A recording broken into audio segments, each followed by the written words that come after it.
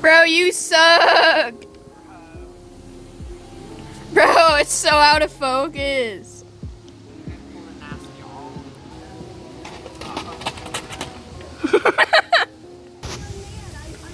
That was such a dramatic fall. Oh god.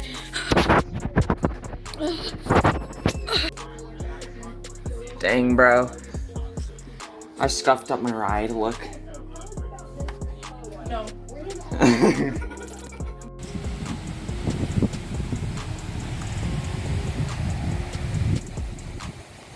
Holy moly.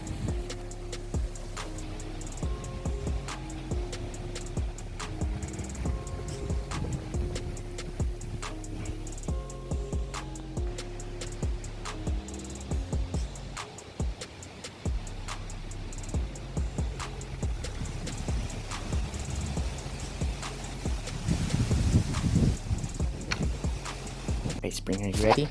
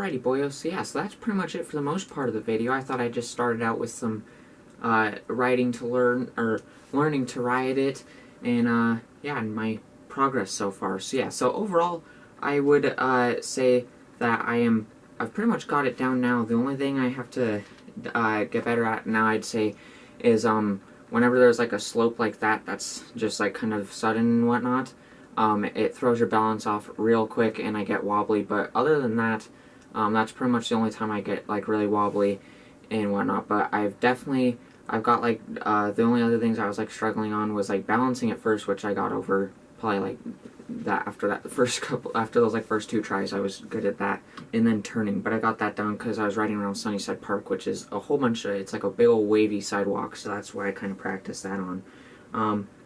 Yeah, so that was pretty much it for the video. So just now I'm just gonna end it off with some talking here. This is my third day having it, I believe. This thing, I'm not gonna hold it up here too much because it do be a filthy boy at this point. But yeah, as you can see, it got scuffed up pretty darn quickly. Nothing like major, of course, but just from learning how to ride it and whatnot. But yeah, I have ridden it to work 2 days now, and went really well both days. So so pretty much like a review on the Onewheel. I'd say pretty much everything about it is completely perfect. Everything I wanted Yeah, definitely one of my most prized possessions, like along with my drum set and my PC setup and whatnot. And of course, every last dollar of it was earned by me at work and whatnot. And yeah, but overall, my one wheel build, if you want to call it that, was about $1,210 or so. So yeah, about as much as most people's first cars. But you know, this is basically my first car because of course I do live in Montana where the winters have been being very wonky lately. But usually it's pretty heavy snow, so sadly I won't be able to ride it in those months because you can't really put like chains on the wheel. And other than that, it's like a drag racing looking wheel, so it's not going to get much traction. So the things I bought separately is I started off by buying a supercharger, the fender, and the charger plug, and then a little bit later once I got those, I ended up deciding that instead of just having it completely black, I wanted a mix of my beloved cyan and matte black, which you guys know I love. So I bought a separate mag handle and bumpers. So yeah, so basically my little separate box that I now keep in my closet is just everything extra, which is of course the basic charger right here. This is only one half here. Here's the other half. But yeah, this is the basic charger. At first I honestly didn't even know that the Onewheel came with a charger. I guess it makes more sense that it does. But it comes with a basic charger, but the charge time is about 2 hours. So your boy bought the supercharger right here, which charges it in literally 50 minutes, so it cuts it down by an hour and 10 minutes. Which it has a long time before you need to charge it again, but when I do, then I can do it a lot quicker. But as you can see, that is a giant power block. This one is, of course, much smaller. But yeah, I don't know if I'll ever use that one, because if I have this one, then why not use it? You'll definitely, if you're looking to one wheel yourself, you'll definitely have to think about it, because that one wheel supercharger was $110.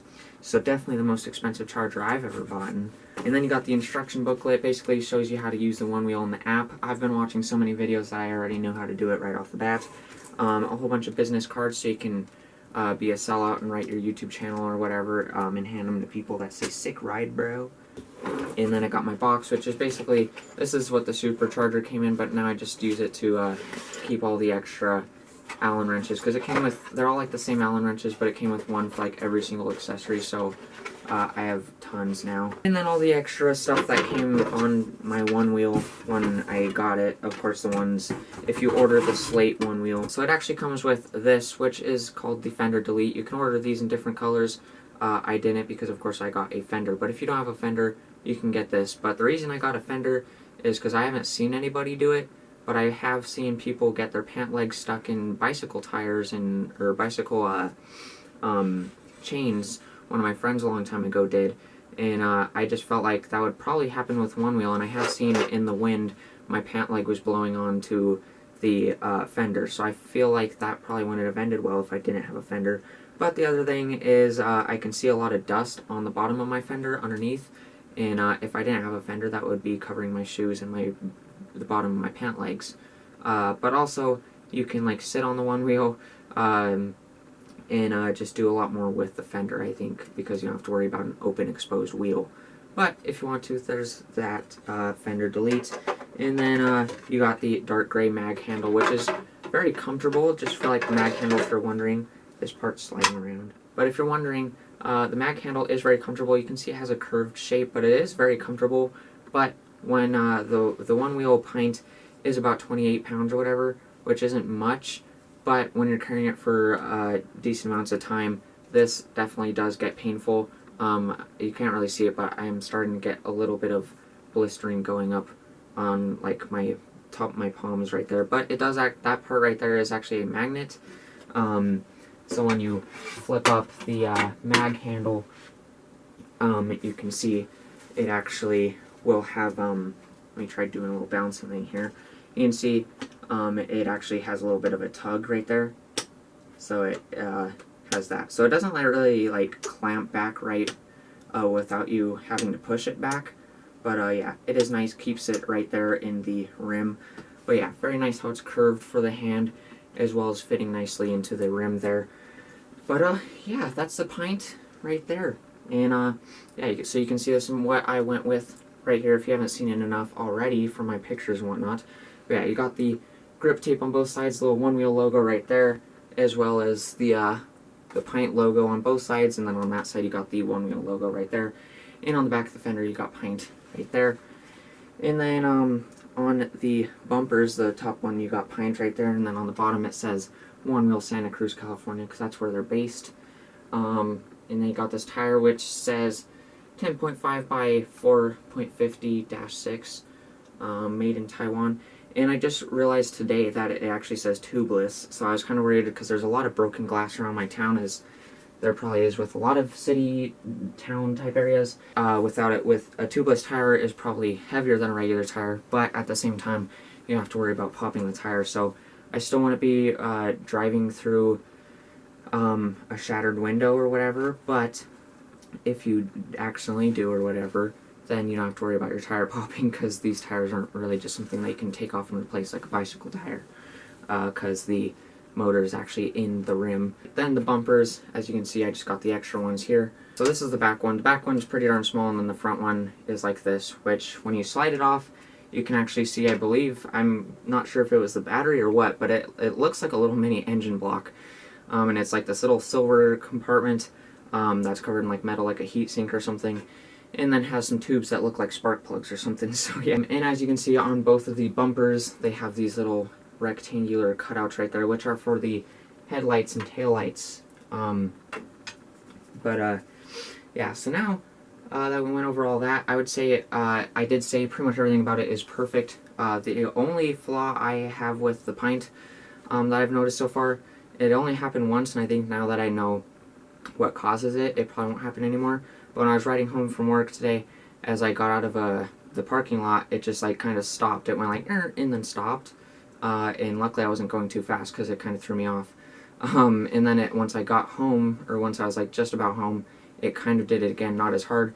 But what I realized is when you're these three white dots right there are to like make sure you're balanced and have even pressure and whatnot. And this little light right here will show your where the pressure is located. So you can see when I turn it on, it's right there. I don't know if it's going to show it since we have it awkwardly placed like this, and it's like, what are you doing? Why are you in this position? Do you need an ambulance? It's also not on the floor, but basically this is pressure sensitive, so it will have a blue line right there, and if you're pressing on this side, the blue line will be on that side, and if you're pressing on this side, the blue line will be on that side. But when you're balanced and perfectly centered, it will be, the whole line will be blue, and then once you get it upright flat, then that's when it will start going. So I think what caused that is I must have lifted up some pressure on my heel or something, and then the light turned back on and it said only half the side had pressure detected. And when that happens, apparently the motor just stops, and sadly it doesn't have coasting, so if it just shuts off, it doesn't keep on going, the wheel literally stops, which I think is kind of a safety flaw, but it's not too horrible. Yeah, so pretty much, I mean, if you're just riding regularly, like how you ride a longboard with both your feet planted flat and whatnot, you shouldn't have to worry about that. And now that I know what's going on there, it probably won't happen again. And my beautiful art disappeared on my Onewheel on Microsoft Paint. Yeah, so that's pretty much the only flaw that I have with it, so just watch out for that and you should be fine. But the good thing about the Onewheel Pint is if you search up Onewheel crashes, you'll notice every single one is on an XR, which is the more expensive one. It starts at about $1,700. I literally searched up Onewheel Pint crash, and I could not find a single one, and that's because I think it's largely because not only does the XR go a couple miles an hour faster, but also it doesn't. It's a lot bigger, so it doesn't have enough as much torque. So there is a safety feature called pushback. Since there's not coasters on the front like coaster wheels, so if you do nosedive, then it will keep on going instead of just nosediving and stopping you, making you fly off. The XR doesn't have as much torque, so I have heard that it's harder to feel the pushback, and then they keep on going, and then they nosedive, and that's why you see a lot more on the XR. But the Pint has a lot more torque. I've only hit pushback once yesterday. I didn't realize how fast I was going, but you definitely feel it. It almost made me crash just from the pushback, because all of a sudden I was just like that, and I was just like, oh, okay, that must be the pushback. Yeah, so the pushback on the Pint depends on your settings, since you can shape them and whatnot. but it hits at about 14 miles an hour, but you can go up to 16 miles an hour. But I think 10 or so miles an hour is plenty fast enough. In turning and whatnot is pretty much like if you have ridden a longboard, that's pretty much how it is. But I wouldn't say, I was saying I'll probably get this right away because I've ridden a longboard for many years now. But I wouldn't say that. I would say if you're really into snowboarding, you'd probably get this down quicker, but it's definitely a lot different than longboarding. Because, you know, it's one big wheel and it definitely takes a lot more balance.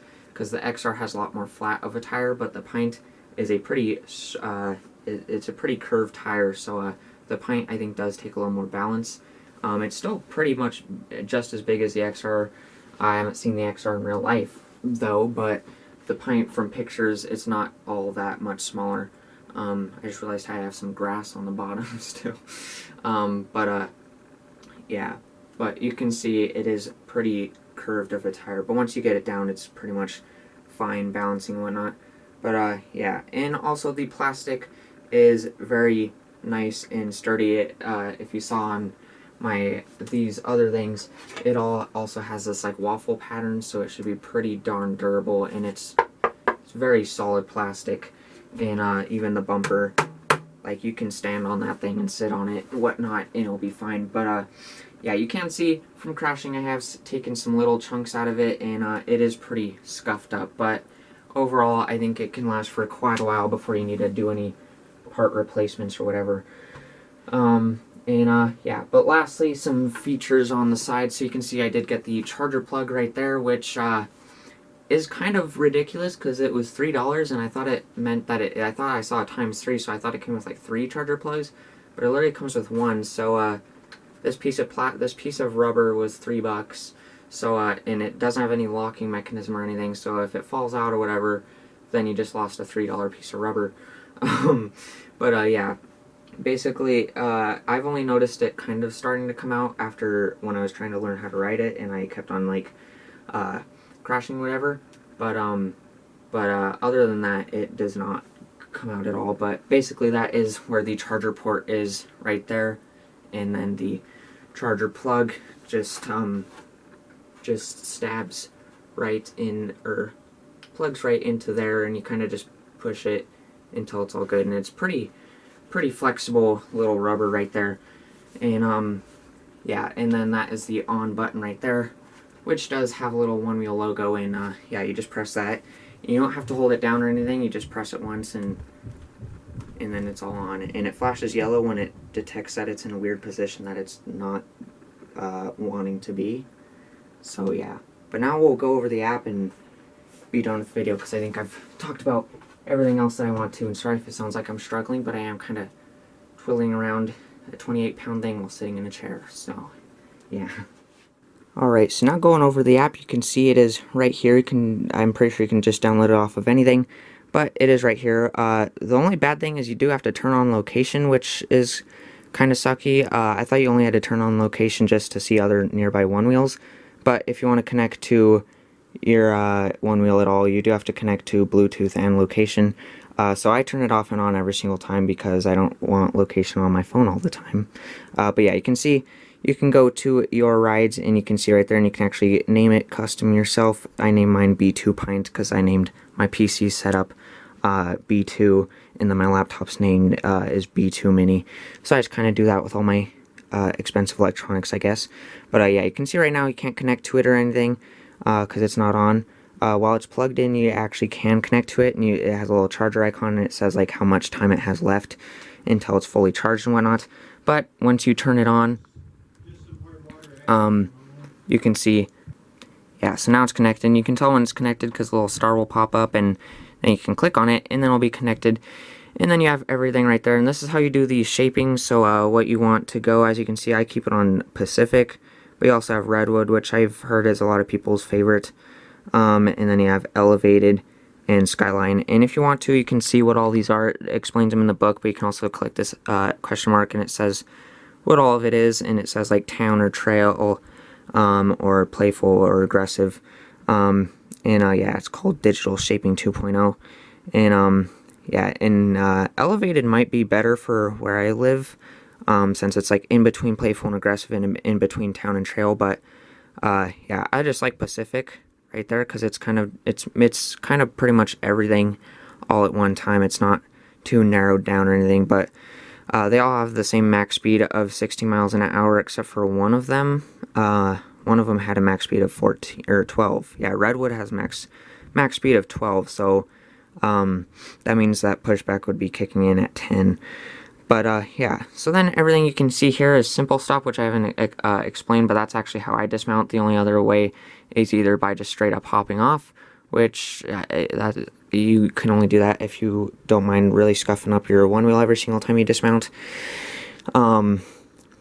Or doing the heel thing, which I mean is fine, but I don't personally do it yet because I feel like if you do that, it might end up just making you turn really quick and crashing or something. But yeah, and I keep on saying I crash, but I have never once fallen from this. Of course, I have pretty darn good balance, but in my opinion, it's very hard to actually fall down crash from this. What I'm talking about crashing is like the one wheel maybe goes flying a little bit, or you kind of just like stumble off and do like a weird ballet move. But yeah, I think the only way that I would actually like fall from crashing on this is if I nosedived, which again with a pint is pretty darn hard to do with the torque and whatnot. You have to pretty much be trying to nosedive, I think. But yeah, so I don't think I should have to worry about that. But I still wear a helmet anyways, just in case, because if you guys have been watching my channel for a while, you know that I've scuffed up my head quite badly twice. So you can actually enable that or not. Basically what simple stop is you're going and then you just slow down until you're pretty much stopped, and then you roll back a couple inches, and then it just kind of like leans back and you land like that. And so you just do that, and that's how I do it. But yeah, you can enable that or disable it.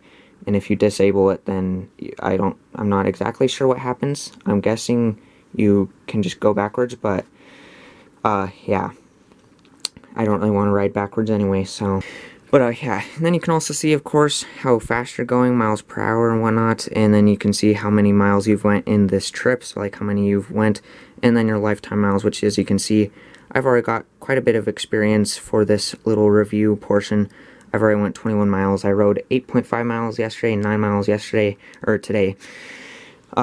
Which is another thing I want to talk about is a lot of people say they understate how far they can actually go, because the range on the pint is 6 to 8 miles, but yesterday I went 8.5 and today I went 9, and as you can see, it's at 45%, which means that I should be able to actually go about 16 or so miles. So yeah, so the range might actually end up being double what they actually say, which is pretty insane. Usually people overstate their claims, but as you can see, this light actually acts as a battery bar. Since it's 45%, it's a little overhued there, but you can see it's about halfway there. And then the measuring thing that I was talking about, I'm not trying to get it to go so I can crash into that, but you can see right there, there's pressure on that side, so I'll say on that side, or if I do that side, I'll say right there. But if I'm all even, then we'll just have a blue line. If I can get even there, it'll have a blue line all the way across right there. But that's what I was talking about right there, is sometimes it'll go to one side if it detects more pressure, and that's when the motor stops. Yeah. But the last couple things I want to talk about is it actually does have head and tail lights, which is pretty cool. I usually keep them on all the time, but you can actually turn them off and on, which I'm going to go ahead and turn the light off. But yeah, of course my under lights on my PC setup are on, but it is pretty darn bright. You can see the front headlight right there and the tail light right there, which is actually red, and if you do that, it kind of turns around. As you can see, it's white up there and red back there. But yeah, you can actually turn that off, of course, as you can see. Yeah. And then the other things is you can see actually what direction or what position your one wheel's in. You can see that one right there. You can see when I tip it, it actually exactly detects that. So I'm kind of rocking it, and you can see it's actually showing that on the screen, which is really cool how accurate you can see, which what I was talking about, if you can show both at the same time. Just pay attention to the screen and my one wheel. But yeah, you can see when I tip it, it actually fully detects that. And then that other icon is when it is tipping the other way. So you can see when I kind of lean it, it will show when it's leaned. It'll actually show a little shoe on top and show how you're leaning it. And then when you're sideways, it's just like, oh, you have crashed, and the shoe disappears because you've probably disappeared. So that's pretty darn cool. Yeah, let's make sure it's on Pacific so I don't hop on and all of a sudden it's on aggressive mode. And then you can click, you can go to board settings, rider search, so you can actually see other people with one wheels and connected via location to, in your town, which I was surprised here.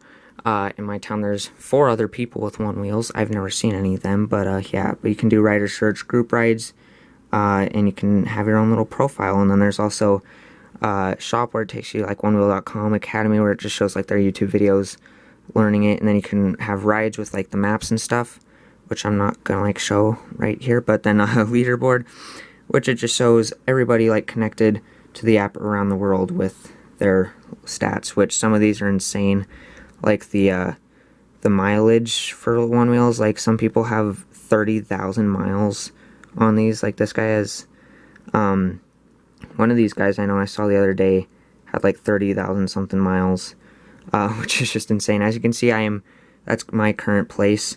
So yeah, so you can also have streaks. As you can see, 9 miles right there.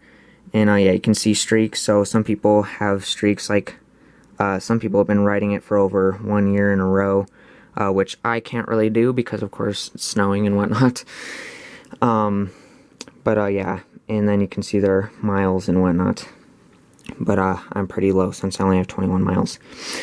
But yeah, so that's pretty much it for the app, I think, for the most part. But the board settings is also pretty cool because you can see your absolute top speed. So as you can see, the fastest I've gotten is 13.9 because that's when pushback kicks in, and I don't really want to push through kickback or push through pushback, because when you do that, that's when it's just like, all right, you ignore my warning, and that's when people usually nosedive.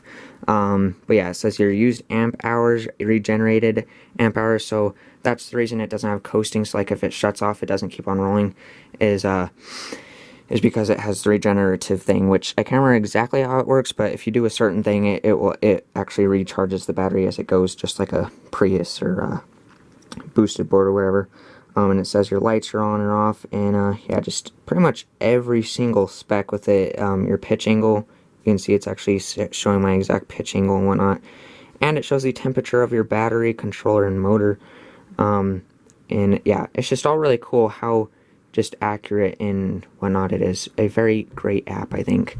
And yeah, but the other thing is that so you're not distracted watching your battery power or whatever when you're actually riding.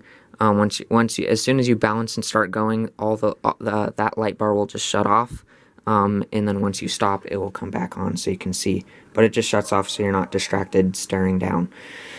Yeah, so that's pretty much it. So I just gotta put all these accessories back, but that is my one wheel. So of course I'm almost 19, still don't have my license. So basically that's what I was saying, is this is pretty much gonna be my vehicle. I ride it to and from work. I can get there walking. I can get there in about like 4 or 5 minutes. So it literally takes me like 2 or 3 minutes to ride to work on it. Yeah, I've just overall been really enjoying it since I have unlimited data on my phone the past couple days. When I ride those miles, I've just been riding all around Great Falls, because of course Great Falls isn't huge, so that 6 to 8 miles in Great Falls is actually a lot of miles. Yeah. And the other thing is, like most expensive electronics, it did come with some good old stickers here. If you are interested in that, I haven't figured out what I'm going to do with them exactly, but it comes with a big old one wheel sticker, a pint sticker, and a mini one wheel sticker. But I thought they're like iron-on things, but they're actually like stickers where you like peel them like that and then like stick them on, like vinyl stickers or whatever. Yeah, so that is that there. Yeah, so overall, I'm absolutely enjoying it. It is just like so much fun just riding around and listening to my music playlists and whatnot. And yeah, this will definitely probably appear in more videos in the future. There's definitely a lot of content going on my Instagram pages with it right now. I've been taking a lot of pictures and videos and whatnot. And yeah, but hopefully you guys all enjoyed this video. But that's pretty much it for now. I don't think there's anything else I need to say on the Onewheel. But yeah, I would definitely recommend it if you can and really want to, because they are pretty pricey. Since like if you live in a place that snows at all, they're not a year-round thing. But yeah, if you live in a place where most people don't even have cars, because it doesn't really make sense to have cars. Like if you live in like New York City or LA or whatever, then definitely, especially like LA, because I mean it never like snows there really. Yeah, I mean you can ride it. It can pretty much just be your car there. But yeah, and also I believe has a gyroscopic thing, because when it's off, I can like barely balance at all, but when it's on, I can pretty much just stand there and balance. So yeah, I'm not sure, but yeah, overall very, very good. Has very good balancing things. This thing can go, you can ride on grass with this, you can ride on low water. It's not completely waterproof, so don't ride it in absolute floods or anything, but it can ride through puddles and whatnot. And it can ride through gravel and whatnot. I mean, it can pretty much ride through anything but like water and like just stuff that obviously wouldn't be able to ride through. So yeah, so you guys know I've always wanted a booster board, but their recent their company's kind of been crashing and burning recently. And also the more I've looked at it, a Onewheel is a lot more practical, because a big old tire is going to be able to go over a lot more than some little longboard tires. Because if you guys have ever ridden a longboard, if you hit a pebble just right, which happens more often than you would think, it stops you. So yeah, in like longboards you can't really ride through grass, kind of, but you pretty much cannot ride them through gravel. So a Onewheel, I just think in the long run, is a lot more practical. They're not they're like a couple miles an hour slower, but yeah, overall I could probably just go on and on talking about it. But if you want even more content, just go head over to the Instagram pages. All of my pages are linked in the description as always. But that's pretty much it for this video, so make sure to like and subscribe. Let me know if you want even more Onewheel content in the future. But this is pretty much it for my overall review and whatnot of my brand new ride. So yeah, make sure to like and subscribe. I'll see y'all later.